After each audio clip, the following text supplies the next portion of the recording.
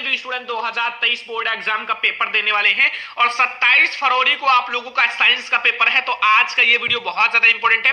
27 फरवरी को आप लोगों को यही पेपर देखने को मिलेगा क्लास 10 साइंस का पेपर में। तो आज की इस वीडियो को लास्ट तक जरूर देखना, वीडियो को लाइक कर देना, चैनल पर नया तो सब्सक्राइब भी कर लेना, ठीक है। अगर आप लोगों का 27 फरवरी को साइंस का पेपर है, अगर आप लोग 26 फरवरी को आधी रात को भी ये वीडियो देख रहे हो तो लास्ट तक देखना, क्योंकि इसमें सारे वायरल पेपर हैं, ठीक है, वायरल प्रश्न है। अगर आप ये पढ़ लोगे तो आप 95 फोड़ कराओगे, 95% आएगा आप लोगों का, ठीक है, साइंस में, क्योंकि साइंस का ये पेपर बहुत ज्यादा इंपॉर्टेंट है, ठीक है, वायरल पेपर है। अगर आपने ये पूरा क्वेश्चंस पढ़ लिया तो आप लोग साइंस में टॉपर जरूर बनोगे, ठीक है। तो देखो ये 2023 बोर्ड एग्जाम के लिए साइंस का पेपर है, आपका पूर्णांक रहेगा 70 नंबर का, आपके पास 3 घंटे 15 मिनट का समय रहेगा बोर्ड एग्जाम में, 3 घंटे पेपर को सॉल्व करना है, 15 मिनट इस प्रश्न पत्र को पहले पढ़ लेना है।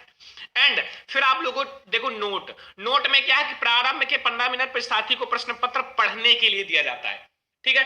एंड खंड आ में सभी बहुविकल्पीय प्रश्न है, जिसमें 4 विकल्प दिए गए हैं, सही विकल्प चुनकर आप उत्तर पुस्तिका में लिखिए। खंड बा वर्णात्मक प्रश्न है, खंड बा आपको लिखना है कॉपी में और खंड आ का आंसर ओएमआर शीट में देना है।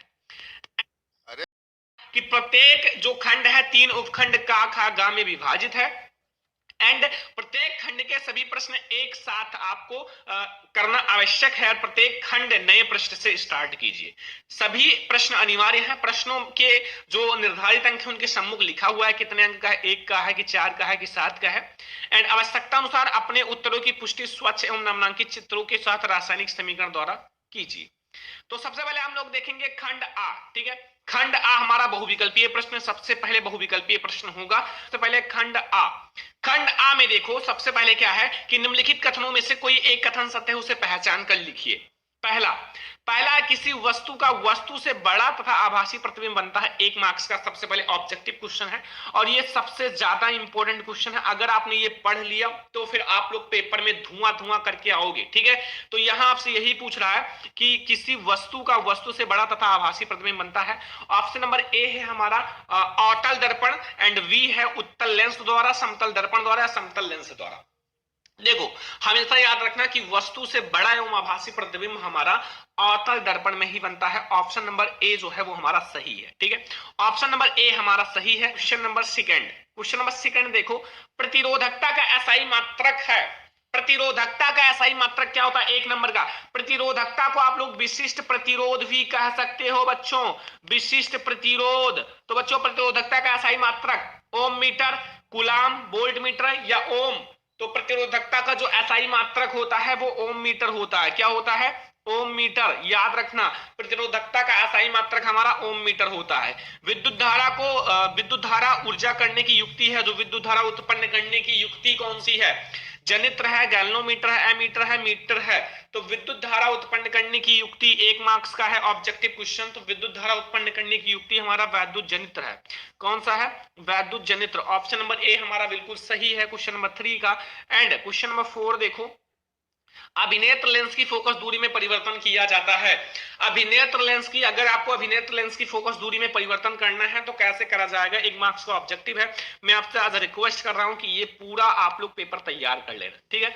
अगर आप लोग सब्सक्राइब करके चैनल को हमारे साथ 2-3 दिन के लिए साइंस के लिए जुड़ जाते हो तो साइंस में आप 70 में 70 करके आओगे और 65 नंबर कहीं नहीं जाएगा। चैनल को सब्सक्राइब करके साथ में जुड़ जाओ, पूरी तैयारी करो। मैराथन वीडियो आने वाला है, सारी चीजें आपको पढ़ना होगा, ठीक है। अभिनेत्र लेंस की फोकस दूरी में परिवर्तन किया जाता है पुतली द्वारा, दृष्टि पटल द्वारा, पश्चिमाभि द्वारा, परिचारिका द्वारा।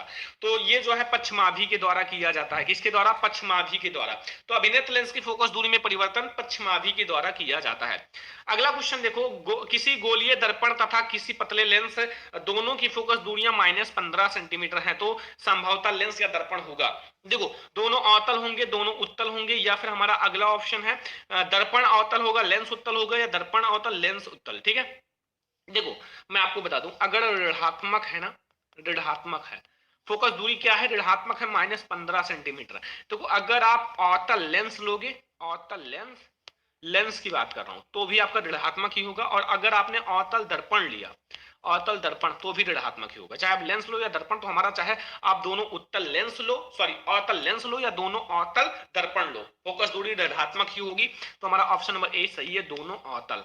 अगला देखो क्वेश्चन नंबर 6 है, किसी विद्युत बल्ब का आपका अनुक्रमांक जो है 220 वोल्ट और 100 वाट, जब इसे 110 वोल्ट पर प्रचलित करते हैं तो इसके द्वारा उपयुक्त शक्ति कितनी होगी। फार्मूला लगाओ बच्चों, आपको मिल जाएगा 50 वाट मिलेगा शक्ति, 50 वाट आपको मिल जाएगा फटाक से। ठीक है, अगला चलो। मोटर क्या करता है, रासायनिक ऊर्जा को यांत्रिक ऊर्जा में, या यांत्रिक ऊर्जा को रासायनिक ऊर्जा में, या यांत्रिक ऊर्जा को वैद्युत ऊर्जा में, वैद्युत ऊर्जा को रासायनिक ऊर्जा में। देखो यांत्रिक ऊर्जा में, देखो बच्चों, एक विद्युत मोटर जो होता है वो विद्युत को खींचता है अपनी तरफ और हमारे कार्य को करने में सहायता करता है। ठीक है, हमारे खेत को सींचता है एंड पानी बहुत ज्यादा काम आता है, तो वो हमारी यांत्रिक कार्यों में सहायता करता है। तो वैद्युत ऊर्जा से यांत्रिक ऊर्जा में परिवर्तित करता है, किसमें, वैद्युत ऊर्जा से यांत्रिक ऊर्जा में। ठीक है, समझ में आ गया ना, डी वाला।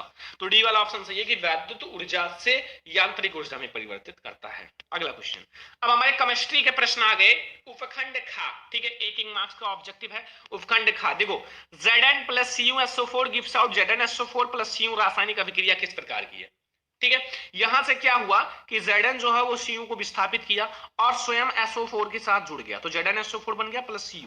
तो ये किस प्रकार की रासायनिक अभिक्रिया, संयोजन अभिक्रिया, विस्थापन अभिक्रिया, द्विविस्थापन, वियोजन अभिक्रिया। देखो अगर संयोजन अभिक्रिया होता तो A प्लस बी मिलकर AB बन जाता, ये हो गया संयोजन, जुड़ना। वियोजन होता तो AB जो है वो टूटकर A प्लस बी बन जाता। ठीक है, द्विविस्थापन होता तो दोनों का हमारा ट्रांसफर होता, लेकिन इसमें आपका विस्थापन अभिक्रिया है। ठीक है, विस्थापन अभिक्रिया क्यों, क्योंकि यहाँ से Zn जो है Cu को विस्थापित किया और Zn उसका स्थान ले लिया, तो यहाँ विस्थापित हुआ। ठीक है, वी वाला सही है। जल की कठोरता को दूर करने के लिए इनमें से किसका प्रयोग किया जाता है। अगर जल की कठोरता दूर करना है तो हम किसका उपयोग करेंगे, एक मार्क्स का ऑब्जेक्टिव है, बेकिंग सोडा का, दामन सोडा का, व्यंजक चूर्ण का, प्लास्टर ऑफ पेरिस का। क्वेश्चन नंबर 9, तो बच्चों अगर जल की कठोरता को दूर करना है तो हम लोग धामन सोडा का प्रयोग करेंगे, धोने वाली सोडा का। ठीक है, जितना ऑब्जेक्टिव है रट लो, याद कर लो, बोर्ड एग्जाम में अगर आपको 100 में 95 लाना है तो ये सारा तैयार कर लो। ठीक है, धामन सोडा।